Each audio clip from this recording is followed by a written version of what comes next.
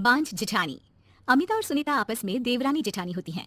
शादी के कई साल बाद भी अमिता को कोई औलाद नहीं होती, लेकिन शादी के 1 साल में ही देवरानी सुनीता को एक प्यारा सा बेटा होता है। अरे सुनीता, तू तो सीधी है। क्या सारा दिन अपने बच्चे को उस अमिता की गोद में डाली रहती है? देखती नहीं खुद का बच्चा तो है नहीं। अरे कहीं तेरा बच्चा भी। कैसी बात कर रही है माँ जी? अभी उनकी शादी को भी तो सिर्फ 5 साल ही हुए हैं। कई लोगों को तो 10-10 साल बाद भी बच्चे होते हैं। सास को सुनीता की बात अच्छी नहीं लगती। वो अमिता के पास जाती है। देख अमिता, घर का काम करा कर। सुनीता का एक तो छोटा बच्चा, वो बेचारी घर को चिराग भी दे और सारा दिन किचन में खटती रहे, और ऊपर से तू आराम करे। दीदी, खाने में क्या बनाना है दोपहर को? मैं किचन में जा रही हूँ। अरे नहीं, मैं हूँ ना, मैं खाना बना लूंगी। अरे खाना आप बनाएंगी तो मुन्ने को कौन पकड़ेगा? अरे तू पकड़ेगी, मैं पकड़ूंगी? भाई माँ ही तो मुन्ने को पकड़ती है। तू काम करे और ये मुन्ने के नाम पर आराम। अरे नहीं माँ जी, मैं माँ हूँ माना, लेकिन अमिता दीदी का प्यार भी कम नहीं है। सारा दिन भी नहीं खिलाएंगी तो रात को नींद नहीं आएंगी इन्हें। अरे तो दूसरे की औलाद तो दूसरे की होती है ना। ला अमिता, मुन्ने को मुझे दे दे। लेकिन जैसे ही मुन्ने को सास गोद में लेना चाहती है, वो उनके पास जाने से इनकार कर देता है। अरे काला जादू कर दिया है इसने, बच्चा किसी के पास आ ही नहीं रहा है। भाई माँ, इसे काला जादू नहीं प्यार कहते हैं, जो दीदी मुन्ने से करती हैं। अरे हाँ, हम तो दुश्मन है ना इसके, जो ये हमारे पास नहीं आ रहा है। अरे सगी दादी हूँ मैं, पूरी की पूरी कोठी इसी के नाम कर जाऊंगी। अब बोल, अब भी प्यार है क्या इससे? अमिता को सास की बात पर गुस्सा आ जाता है। वैसे भी माँ जी, पूरे घर में यही एक चिराग है, तो आप इसे दे या ना दे, सारा कुछ इसी का है, चाहे वो मेरा भी क्यों ना हो। हाँ, अभी तो बड़ी जबान चल रही है, लेकिन जब घर पूरा इसके नाम होगा ना, तब पता चलेगा। अमिता और सुनीता दोनों ही मिलजुल कर रहती थी, इसलिए सास की बात का दोनों को ही बुरा ना लगता।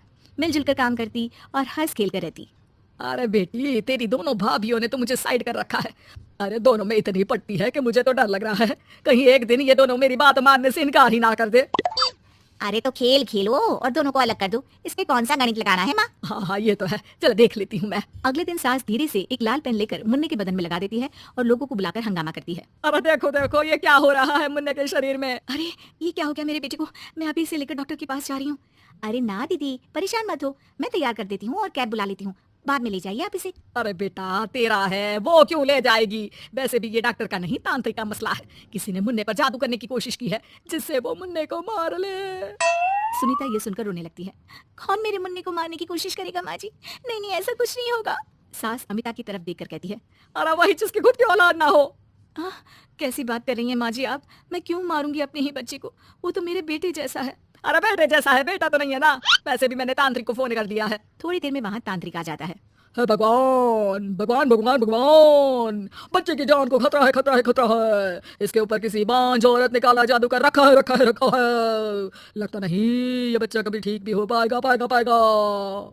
नहीं, मेरे बेटे को बचा लीजिए। अमिता दीदी, आप इतना गंदा सोचेंगे मुन्ने के लिए, मैंने सोचा भी नहीं था। अरे कैसी बात कर रही हो सुनीता? मैंने तो मुन्ने को माँ से बढ़कर प्यार किया, ये सोचो भला मैं ऐसा क्यों करूंगी? लेकिन बेटे के प्यार में पागल सुनीता सास की जाल में फंस जाती है। दीदी, आज से आप और मैं अलग हैं, मेरी रसोई अलग, आपकी अलग, और आज के बाद मुन्ने को छूने की क्या, देखने की भी कोशिश मत करिएगा। अमिता सुनीता को समझाने की कोशिश करती है, पर कुछ नहीं होता। अगले रोज, ला सुनीता, मैं मुन्ने को नहला कर तैयार कर देती हूँ। नहीं माँ जी, मैं नहला देती हूँ। लेकिन जैसे ही वो मुन्ने को नहलाने लगी, पेन के निशान एक एक करके निकल गए। अरे माँ जी, ये तो किसी ने पेन से निशान बनाए थे, देखिए। जैसे ही मैंने मुन्ने को नहलाया, सारे निकल गए। अब अरे नहीं बहू, ये तो बाबा का कमाल है कि बच्चे के ऊपर से ये साया धुल गया। लेकिन ये क्या माँ जी, मुन्ना तो रोया ही जा रहा है, न खा रहा है, न दूध पी रहा है, बस चाची चाची कर रहा है। अरे इतनी जल्दी उसका भूत नहीं उतरेगा इसके सर से, मार मार कर खिला। जी माँ जी, लेकिन सुनीता का बेटा, जिसे अमिता से बेहद प्यार था, वो उसके पास जाने की जिद में ना खा रहा था ना पी रहा था। उसकी हालत बिगड़ती ही जा रही थी। हार कर एक दिन, माँ दीदी दिखाई नहीं दे रही है, क्या वो मायके चली गई है क्या? अरे क्या पता कहाँ गई, रुक बड़कू से पूछती हूँ। अमिता कहाँ है? माँ जल्दी पता करिए ना, दीदी कहाँ है? मुन्ने की हालत दीदी के लिए खराब होती जा रही है। सुनीता मुन्ने को लेकर नीचे अमिता के पास जाती है। अमिता बिस्तर पर पड़ी होती है, वो कमजोर सी दिखती है। बड़ी आराम से सो रही हैं आप, या मुन्ने की तबीयत खराब हो रही है? वो जैसे ही अमिता को छूती है, अरे दीदी ये क्या हो गया, आपकी तबीयत तो काफी खराब है। मुन्ने के बिना मैं नहीं रह सकती सुनीता, मैं उसके बिना नहीं रह सकती। मैं कसम खाकर कहती हूँ, मैंने मुन्ने को मारने की ऐसी कोई कोशिश नहीं की। मैं तो खुद मुन्ने के बिना मर जाऊंगी। मुन्ना आप ही का तो है दीदी, मुझे माफ कर दीजिए। ये पकड़िए अपना बेटा,